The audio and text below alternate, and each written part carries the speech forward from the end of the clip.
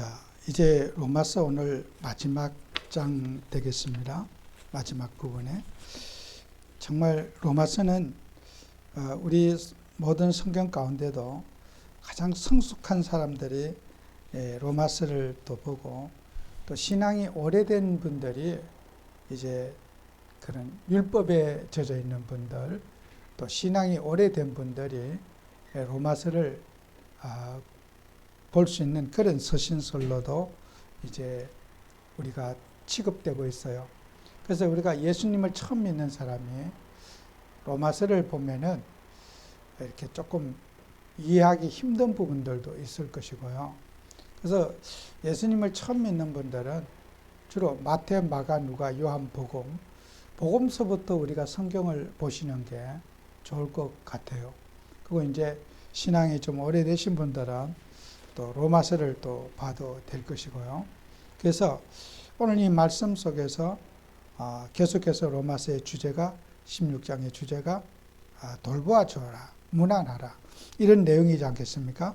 그래서 우리는 이 복음을 가지고 예수 그리스도의 복음을 25절에 보면은 나의 복음과 예수 그리스도의 복음을 전파함은 영세전부 감추어졌다가 이제 나타나신 바 되었으며, 그죠? 이렇게 이제 우리는 이 복음이 이제 우리가 감추어졌던 복음이 발견된 복음이 되어야 된다.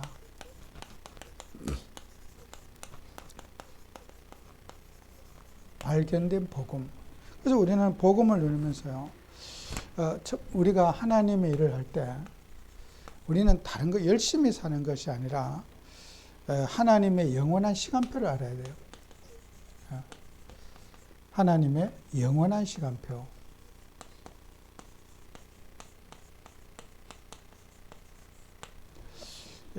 우리는 육신적으로도 계절에 맞게 살고, 또 계절에 맞게 옷을 입고, 또 계절에 맞는 또 우리의 삶이 있잖아요.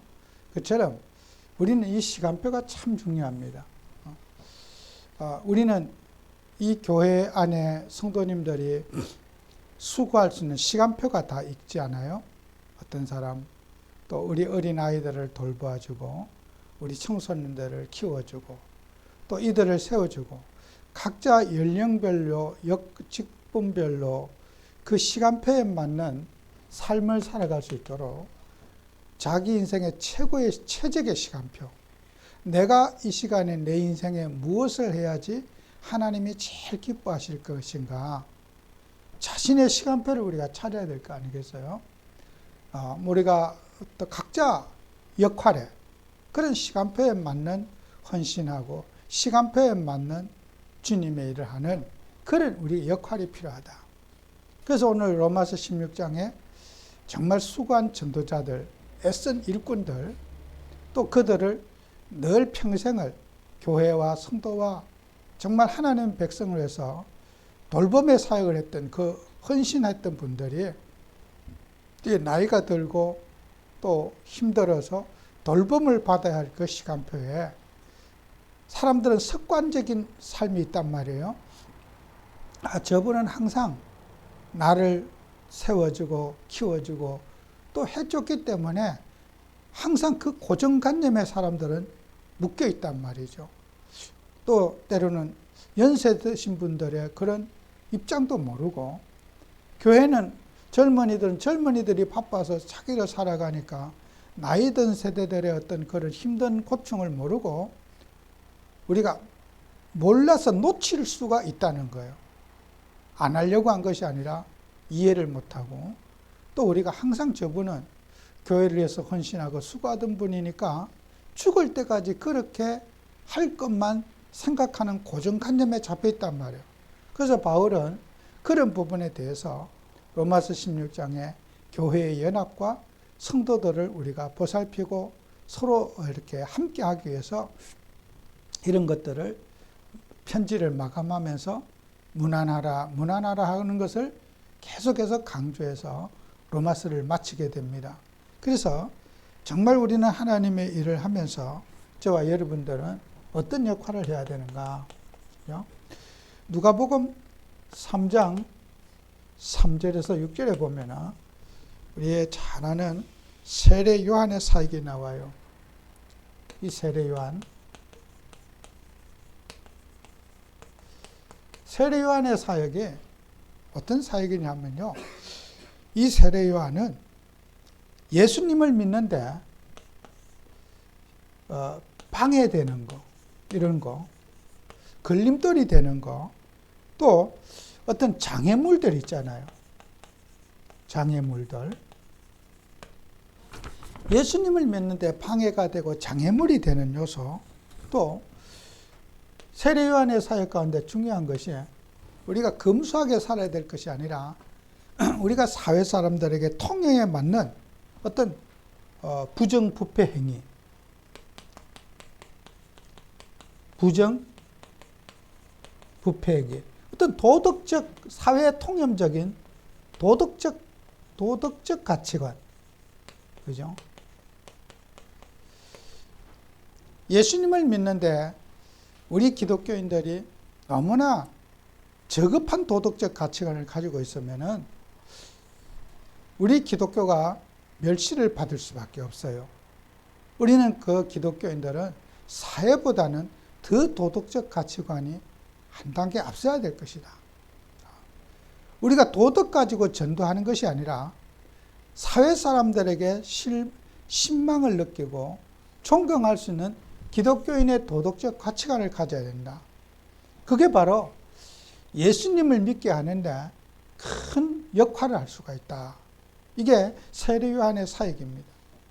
그래서 우리가 세례 요한의 사역은 또 어느 사회나 또 뭐가 있어요? 분쟁과 갈등이 있지요. 분쟁과 갈등이 없는 사회가 없어요. 어디든지 이런 것들을 우리가 예수님을 믿게 하는데 어떻게 해야 됩니까? 발판이 돼야 된다. 우리를 통해서 예수님을 찾는데 방해가 되지 않고 장애가 되지 않도록 우리의 삶이 정돈돼야 된다. 이거죠.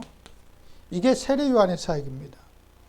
그래서 우리는 세례 요한의 사역을 우리는 어떻게 보면은 가슴에 붙잡고 예수님의 길을 높이고 예수를 믿게 하는데 발판을 만들고 예수를 찾게 하는 계기를 만드는 그런 삶을 살아야 된다.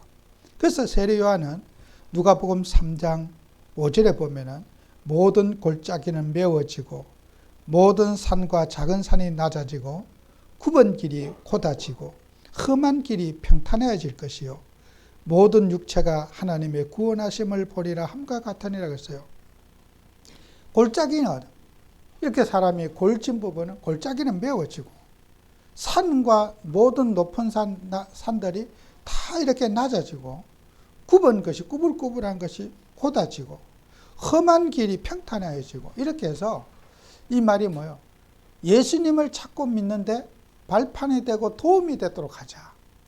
그래서 그분이 그죠. 나는 예수님의 길을 첩경을 그의 길을 넓히기 위해서 왔지 나는 그리스도가 아니라고 하는 세례 요한의 말씀이 있잖아요. 그처럼 우리도 오늘도 하나님을 하면서 여러분이 이 예수님을 우리가 예수님을 믿게 하는 일에 방해가 되고 장애가 되는 요소가 뭔지 이런 것들 우리가 찾아내는 것이 하나님의 영원한 시간표를 붙잡는 삶이에요. 우리가 정말 이 일을 붙잡고 모든 일에 우리가 사회운동한다고 구원받는 건 아니에요. 그러나 우리의 삶이 너무나 비도덕적이고 비과학적이고 비합리적이어 갖고 세상 사람이 우리를 지탄하면서 그렇게 할 때 그분들이 우리가 믿는 예수를 믿겠느냐 말이에요. 그럼 우리 때문에 우리 행동 때문에 예수님을 믿는데 방해 요소가 되고 장애 요소가 된다는 거예요. 그래서 우리가 하나님 믿는 우리에게 우리는 반드시 붙자. 하나님이 주신 표적, 하나님이 주신 표적을 잘 붙잡자. 하나님이 주신 표적이 창세기 3장 15절이에요. 우리 인간의 모든 표적이 뭐냐? 골, 표적이라고 그러죠. 목표, 우리 인생의 방향, 그죠? 이 우리 인생에 지향해야 될 점, 그게 우리 인생의 표적이라는 말 아니에요? 그 표적이 뭐냐? 신앙인의 표적이 뭐냐 말이에요.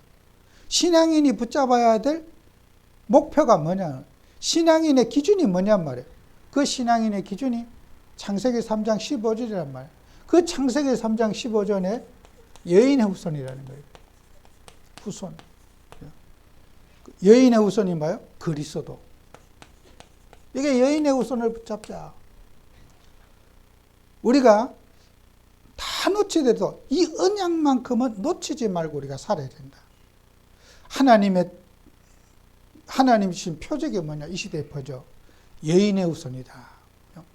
그 성경에는 여인의 후손이라고 됐지만은 이 원문적으로 표현하면 이게 처녀, 시집을 가지 않아 처녀, 벌진이라고, 처녀라고 우리가 해석을 해야 돼요. 처녀의 몸에서 아들이 태어난다. 아들이 태어난다. 남성 명사예요. 우선은. 절대로 그리스도는 처녀의 몸에서 태어난다. 여자는 그리스도가 될 수가 없어요. 남자로 태어날 것이다. 이게 약속이에요. 그게 바로 예수님 아니에요? 우리 인생의 표적 가운데 이 표적은요, 누구도 흉내낼 수 없는 전무후무한 표적이에요. 처녀가 남자 없이 아기 낳은 사람은 없거든요. 그 처녀가 사내 아이를 태어나는데 그게 바로 우리 인간의 표적이다. 그거 붙잡아야 산다. 그 메시아 그리스도 붙잡아야 산다. 이것이 영원한 우리 인생의 표적이거든요. 그래서 우리가 사람들은 지금까지 살아가면서 이 표적을 사람들은 놓치고 있어요. 세상을 구원할 자가 많은 것처럼 보여지거든요. 훌륭한 사람, 나에게 유익을 주는 사람, 정말 세상 기웃거리면서 세상에 도움을 구하는 사람 수없이 많아요.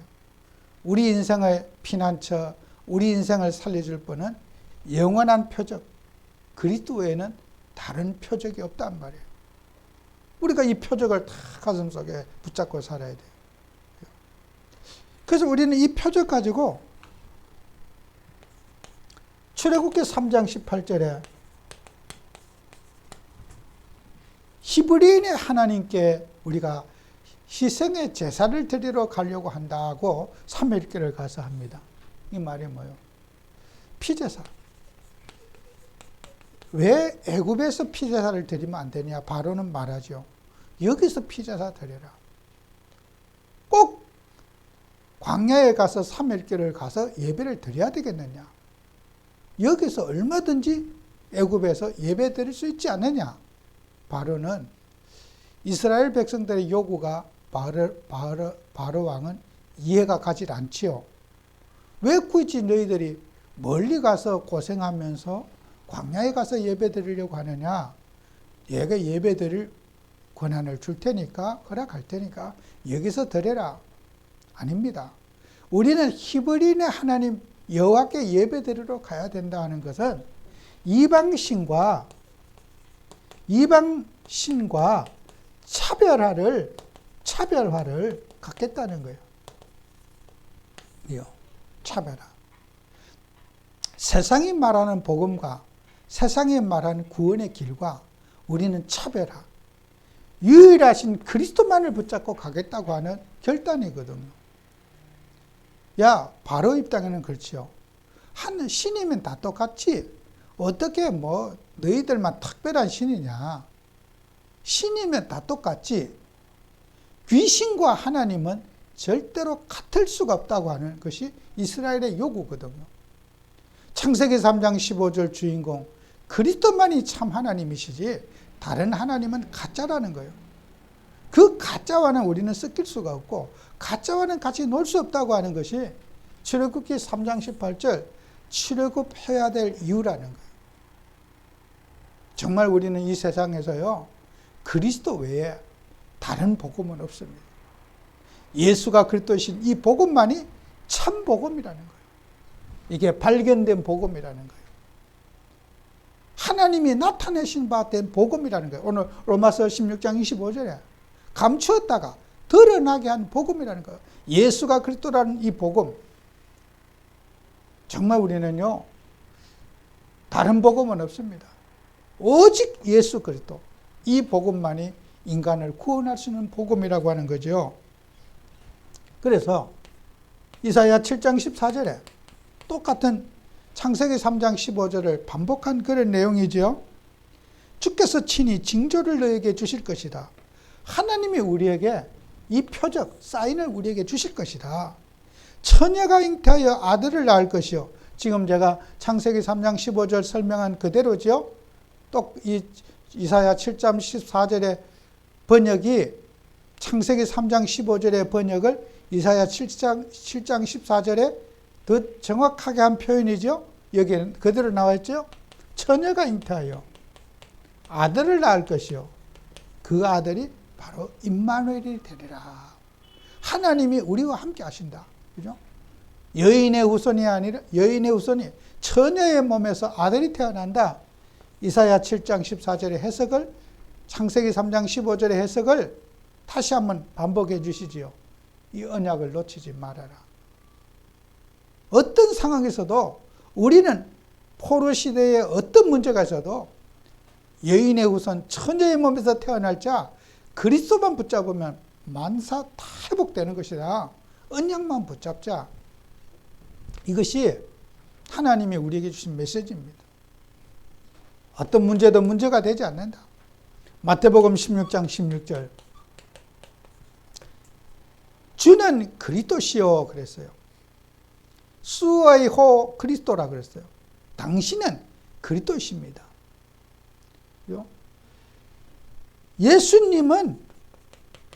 예수님은 그리스도이십니다.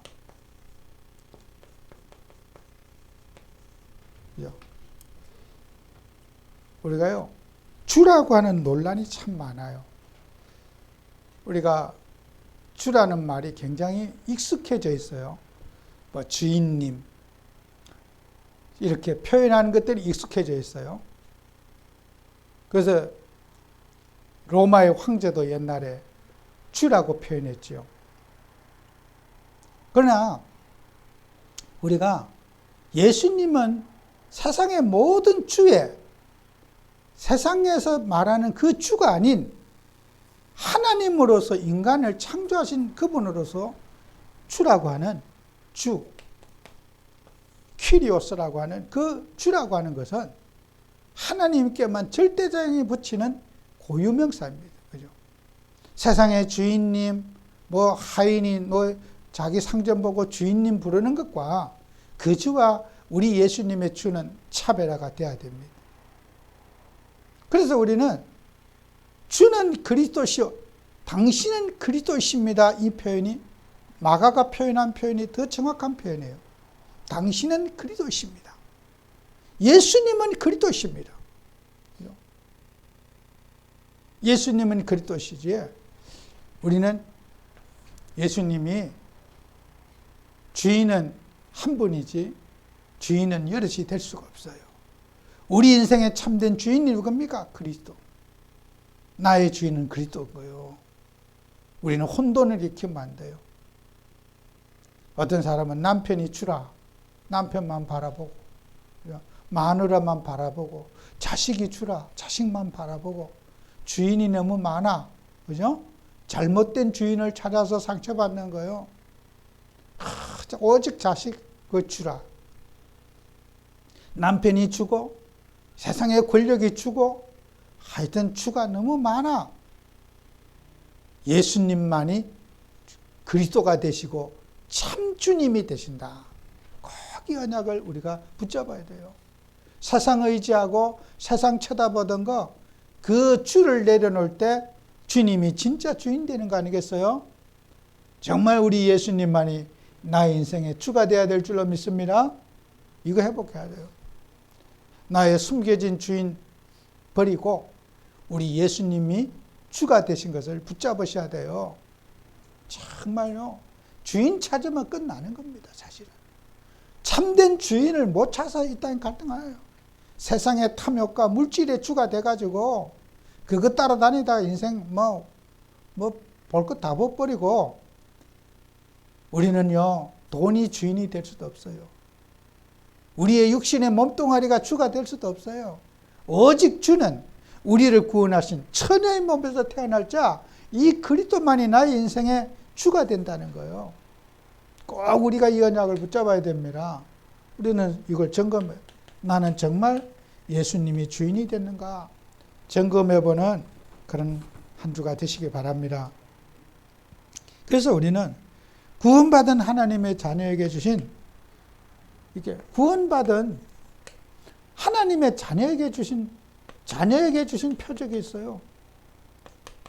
표적. 하나님이 주신, 인간에게 주신 영원한 표적이 있는가 하면은, 구원받은 하나님의 자녀에게 주신 표적이 뭘까요? 다 볼 것도 없어요, 이거는. 베드로전서 1장 9절이에요. 믿음의 결국은, 그죠? 믿음의 결국은 뭡니까? 이 결국이라는 말은 골, 목표, 표적이라는 말 아니에요? 골, 영어로는 번역하면 골. 골대, 우리가 이제 축구할 때 골대를 향해서 골을 넣잖아요. 그죠? 우리 인생의 신앙인이 추구해야 될 표적이 뭐냔 말이에요. 그 표적은, 믿음의 결국이라는 말은 영어 성경에 골로 번역했어요. 결국. 표적이 뭐예요? 영혼 구원이다. 우리는 사람들의 영혼을 구원하는 것이 우리 믿음의 목표라는 거예요. 표적. 우리는 세상에 부귀영화, 물질, 권세, 명예, 세상의 풍요, 가정의 행복 필요한 거지만 그거는 우리 인생의 표적이 아닙니다. 우리 인생의 표적은 영혼 살리고 영혼을 구원하는 것이 우리 인생의 표적이라는 거예요.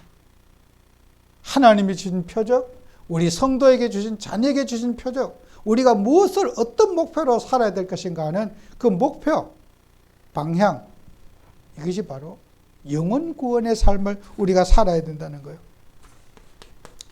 사도행전 4장 12절에 다른 이로서는 구원을 없사니 천하 사람 중에 구원받을 만한 다른 이름을 우리에게 주신 이름이었으리라. 다른 이름은 안 된다는 거예요. 오직 예수 그리스도 이름. 예수 그리스도 이름으로만이 구원의 복음의 역사가 일어난다는 거예요. 예수님의 이름, 그 이름, 유일한 이름. 이 이름 붙잡고 우리가 승리했죠. 요한복음 3장 16절에 하나님이 세상을 이처럼 사랑하사 독생자를 주셨으니 이는 그를 믿는 자마다 멸망치 않고 영생을 얻게 하려 함이라. 영생. 이것이 우리 인생의 표적이다. 하나님 자녀가 붙잡아야 될 표적. 하나님이 주신 표적, 하나님 자녀가 붙잡아야 될 표적. 이거 우리가 표적 붙잡고 살아가자. 또 우리는요, 하나님 자녀가 남길 것이 있어요. 무엇을 남길 것인가?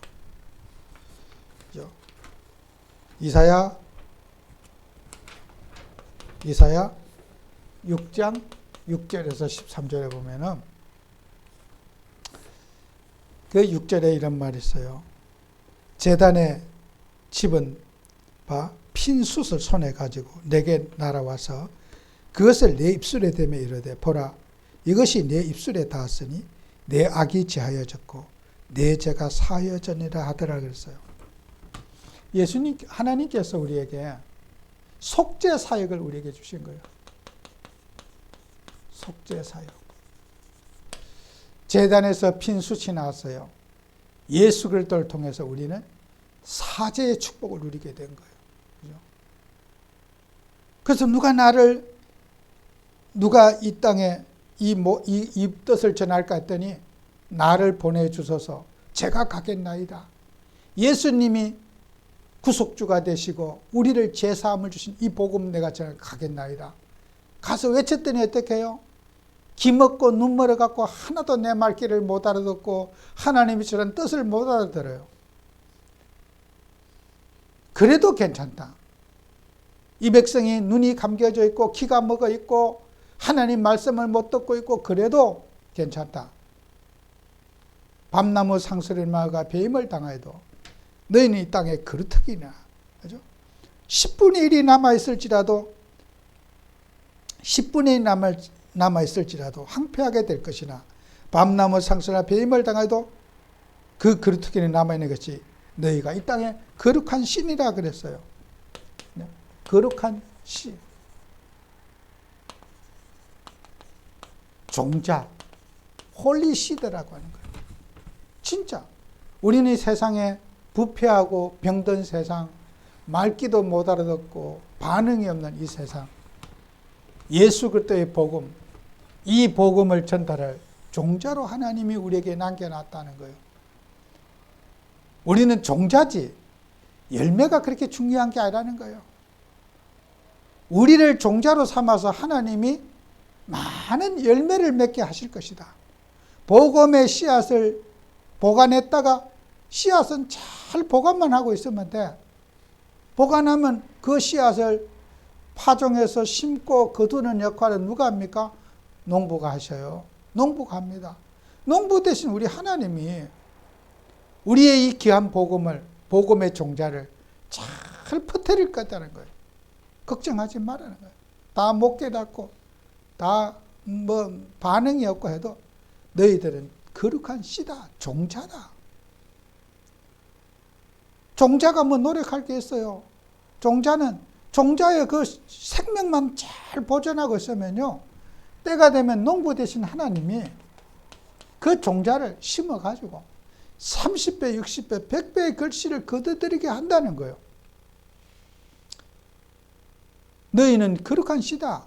세상에는 절망만 보이고 기대할 게 없고 낭만만 보이지만은 너희는 이 땅 살릴 종자다. 우리는 그리스도 안은 여러분은 종자예요. 하나님이 거룩한 씨로 남겼다는 거예요. 씨로서의 가치가 있지 우리가 뭐 할 일이 없다. 괜찮다. 전도가 안 돼도 괜찮고 말귀들을 못 알아들어도 괜찮다. 종자로서 만족해라는 거예요. 너희는 이 땅의 거룩한 씨니라. 그래서 이사야 이 6장에 있는 말씀은요, 이 전체적인 사역을 누가 한다고 그랬습니까? 주님이 하신다는 거예요. 주님의 절대 시간표 속에 주님이 전도 역사를 이루어가고 주님이 복음의 역사를 써가신다는 거예요. 사람이 전도운동 하는 게 아니라 전도운동을 하나님이 이끌어 가신다는 거예요. 하나님의 시간표에 따라서 하나님이 교회를 세우고 미래를 이끌어 가시지 우리가 하는 것이 아니라는 것이죠. 그래서 우리는 이 복음운동에 지속할 제자를 우리가 세워야 됩니다. 그래서 우리는 이 제자는 뭡니까? 성령의 인도를 받고 성령의 역사를 따라서 보혜사 성령의 인도를 받으면서 살아갈 수 있는 제자. 성령 인도 받는 사람이 제자예요. 우리가 열심히 정말 이 성령 인도를 받아서 참된 제자를 삼고 또 예배 운동을 할 수 있는 교회. 예배 운동할 교회. 교회 세우는 거예요. 정말 우리는 교회를 위해서 우리가 오늘 이렇게 모니터도 이렇게 잘 오늘 갖추게 하고 방송을 오늘 이게 마이크를 잘 오늘 했어요. 이 모니터를 위해서 또 장로님 또 수고해 주셨고 또 이렇게 뭐 여러분들이 이렇게 마이크도 또 교체해 주셨고 앰프 또 스피커도 교체해 주셨고 너무 감사해요. 그런데 우리는요, 여러분 세상에 어떤 우리가 뭘 갖추는 것보다 교회를 예배에 아름답게 꾸미는 것은요, 하나님이 참으로 기뻐하는 일이에요. 반대로 예배를 방해하는 사람, 하나님이 제일 싫어하는 사람이에요. 예배를 어떻게 하면 잘 드릴 수 있고 잘 은혜롭게 드릴 수 있는가, 교회가 교회답게 세울 수 있는 거 하나님이 제일 기뻐하는 일입니다. 그래서 사도행전 20장 28절에 이 교회가 뭐냐, 하나님이 자기 피로 사신 교회를 보살피게 하셨느라고 했어요. 이 교회가 뭐예요? 예수님의 보혈로 산 교회라는 거예요. 이 땅에 하나님의 나라의 모형이고 천국의 모형이 바로 교회라는 거예요. 그래서 여러분은 교회 사랑, 어떻게 하면 교회가 아름답게 예배드려지고 예배 장소로서 영적 분위기가 되어지고 그 교회를 위해서 기도하는 것은 이 교회는 예수님이 피로 사신 교회라. 정말 우리 예수님의 피값으로 이 보혈로 교회를 샀다는 거예요. 교회는 천국입니다. 교회는 하나님 나라의 모형이에요. 교회 세우는 것이 바로 하나님을 세우는 것입니다. 그리고 우리는 미래 살릴 후대를 세우자. 미래 살릴 후대. 디모데후서 4장 2절에 너는 말씀을 전파하라. 때를 어떤지 못하지 항상 힘써라. 범사에 오래 참음과 가르침으로 경책하며 경계하며 권하라 그랬어요. 우리는 항상 뭐예요? 미래의 방향을 듣고 우리 후대들이 어떻게 하면 예수를 잘 믿게 할 수 있을까? 이 언약을 붙잡고 우리는 불철주야 기도해야 돼요. 그렇죠? 정말 우리 후대에게 때를 어떤지 못든지 미래의 발판을 마련하는 우리 교회가 될 줄 믿습니다. 그래서 우리는 항상 어떻게 합니까? 정말 이 복음, 하나님이 주신 우리의 표적, 우리 성도에게 주신 표적, 두 가지 표적을 붙잡아야 돼요. 진짜 우리는 세례 요한이 사역이 끝난 게 아니라 우리도 예수님의 길을 닦는 사람이 돼야 되겠죠. 이 세례 요한의 사역이 끝난 게 아니라 세례 요한이 마지막 선지자입니다. 그 선지자의 사역이 오늘 우리의 삶이 되어져야 돼요. 예수님을 어떻게 하면 잘 믿게 하고 예수님을 사랑하게 만들고 예수님을 존경하게 만드는 그런 삶, 그죠? 가장 아름다운 사역인 줄로 믿습니다. 승리한 여러분 되시기 바랍니다. 기도합니다. 주님, 우리에게 은혜를 주셔서 감추었던 복음을 드러나게 하시고 예수가 그 뜻인 복음을 우리가 발견하고 누리게 된 걸 감사드립니다. 정말 이 복음 가지고 영적 현장에 승리하게 하시고 또 이번 한 주간도 주의 말씀 붙잡고 영적 삶에 정말 승리할 수 있는 한 주가 되게 해 주옵소서. 예수님 이름으로 기도합니다. 아멘.